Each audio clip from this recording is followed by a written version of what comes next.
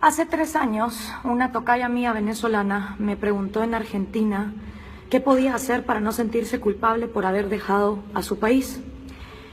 Y le dije que no, yo no podía responderle a nadie en qué momento era correcto abandonar Venezuela. Cada quien tiene su límite. Hay personas que el límite les llega cuando ya no encuentran medicinas para su abuela. Hay otros que todavía aguantan más meses para soportar largas colas y no tener nada que comer.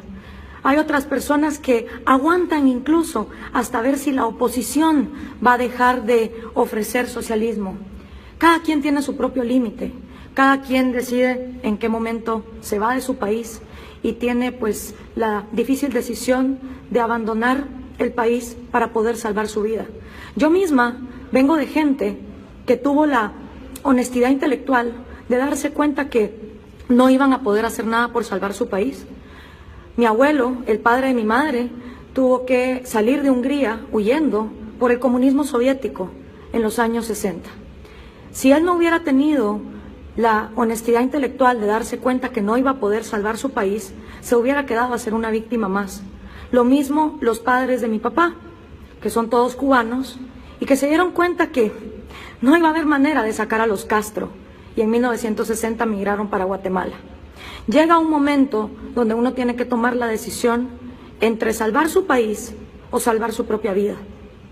Y como siempre me dijeron mis abuelos, los regímenes comunistas te pueden quitar tu trabajo, tu casa, tus oportunidades, tu dinero y todas las propiedades. Pero todo eso se puede hacer en otro lado. Uno puede venir y reconstruir su vida. Porque lo único que los regímenes comunistas y socialistas no nos pueden quitar es nuestra riqueza mental. Por eso es tan importante invertir en tu mente, porque es tu mente el único vehículo con el que cuentas para solucionar los problemas. Y cuando se trata de irse de una dictadura, va a ser tu mente tu recurso más importante para poder volver a rehacer tu vida. Muchas veces se los anunciamos. Yo he sido una de las personas que más les ha dicho el peligro de tener una oposición que no tiene los pantalones para defender la libertad de mercado y la propiedad privada y que creen que los venezolanos son tan tontos y tan débiles que lo que están buscando es que alguien les ofrezca más socialismo. Yo misma les he dicho una y otra vez que no estaban viviendo bajo un gobierno, mientras hipócritas en la OEA y en la misma Guatemala, donde el año pasado los encapuchados recibieron en el Paraninfo de la Universidad de San Carlos de Guatemala con bombos y platillos al hermano del dictador Hugo Chávez, a Adán Chávez. Vemos como en toda la región latinoamericana, ahora sí todo el mundo se da golpes de pecho porque la Asamblea Nacional fue disuelta por Nicolás Maduro. Pero ¿dónde estaba toda esa gente cuando habíamos un montón gritando, ahí viene el lobo, ahí viene el lobo, y seguían aplaudiendo y poniendo a Venezuela en el estandarte? Esto es lo que pasa con los socialismos. Ha pasado en la Unión Soviética, ha pasado en Corea del Norte, pasó en Cuba, pasó en Vietnam, porque no importa dónde se implemente, la receta siempre es la misma. Aniquilar tu propiedad privada, aniquilar tu vida y aniquilar tu libertad. A mí lo único que me sorprende de toda esta situación es la gente que está sorprendida. La gente que se queda en shock al ver que Nicolás Maduro disolvió la Asamblea Nacional en Venezuela. Señores, hubo gente que se los estuvimos diciendo y advirtiendo. Y hubo un montón de hipócritas en las organizaciones internacionales, en las fundaciones de estudiantes universitarios, de todas las universidades estatales marxistas, que seguían defendiendo Venezuela. ¿No creen que es un poco hipócrita que ahora se sumen a decir, uy, qué horror lo que está pasando en Venezuela, cuando pasaron durante años ignorando lo que estaba ocurriendo? E incluso decían que como era un régimen democráticamente electo, entonces los venezolanos se tenían que aguantar cualquier atropello. Yo no soy quien para decirles, este es el momento o lo fue antes. Cada venezolano sabrá lo que tiene que hacer. Pero yo les puedo decir que yo no existiría si mi familia no hubiera tenido la humildad de darse cuenta que no iban a poder quedarse a salvar el país. Si mis abuelos no hubieran tomado la decisión en 1960 de abandonar Cuba e irse a Guatemala, yo no existiría. Y si mi abuelo se hubiera quedado neciamente peleando en Hungría en los años 60, hubiera sido aniquilado en un gulag por la Unión Soviética. Llega un momento donde ya no quedan garantías de nada.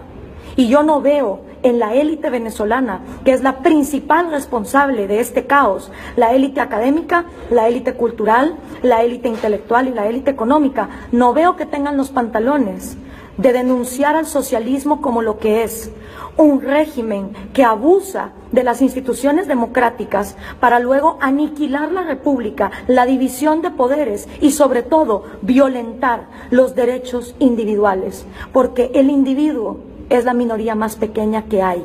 Y no puede existir ningún colectivo que se diga defensor de las minorías cuando están dispuestos a violarle la vida, la propiedad privada y la libertad a la minoría más pequeña que hay, que es cada uno de ustedes. Así que les hablo con la experiencia de lo que les puedo hablar. En mi caso, yo no estaría viva si mi familia no hubiera tomado la decisión de darse cuenta que habían perdido su país. Y por eso lucho, porque en Guatemala no entre el socialismo del siglo XXI. Y cuando llegan los estudiantes sancarlistas a poner a Adán Chávez como el gran ídolo, como lo hicieron el año pasado, yo voy a estar ahí para luchar. Y cada vez que en mi país los sindicatos y las ONGs financiadas por europeos quieran expropiar, yo voy a estar ahí para luchar, porque es lo que le debo a mi familia. Y eso sí, el día que Guatemala caiga en el socialismo del siglo XXI, por supuesto que voy a defender mi vida y me voy a marchar, pero cuando me vaya voy a quedarme con la satisfacción de por lo menos saber que mientras mi país se estaba derrumbando, yo tuve por lo menos el valor de hacer algo y de luchar, y me voy a quedar con la satisfacción de saber que al menos hice todo lo que pude porque no ocurriera. Le pregunto yo a todos esos hipócritas que se quedaron de brazos cruzados mientras las violaciones en Venezuela eran constantes, si acaso ellos pueden decir lo mismo. Y a todas las élites venezolanas cobardes que lo único que hacen es hablar de más socialismo porque no tienen los pantalones de defender la propiedad privada y el libre mercado.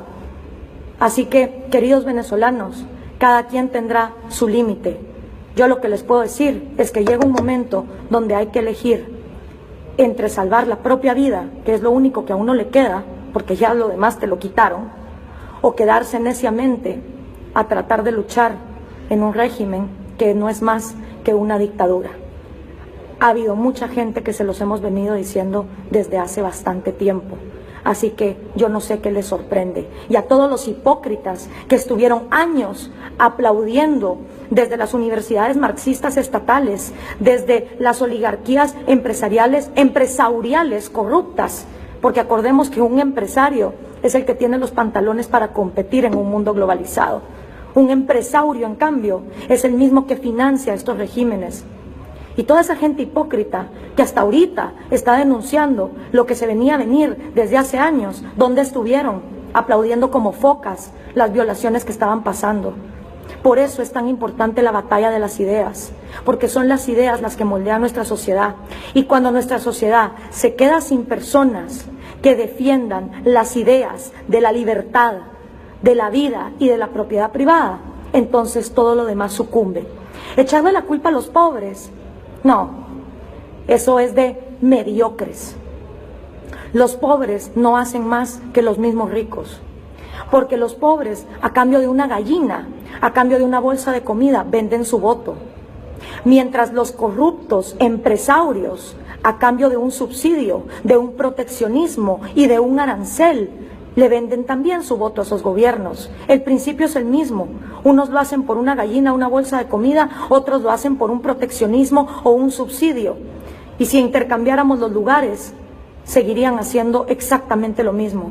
Un país se derrumba cuando sus élites son las que no tienen los pantalones de defender la libertad de mercado, la propiedad privada y los derechos individuales. Y en el caso de Venezuela es vergonzoso ver que no hay una sola élite que haya tenido el valor de separarse de defender el socialismo. Aquí están las consecuencias, se los hemos venido diciendo. Tómenlo en cuenta.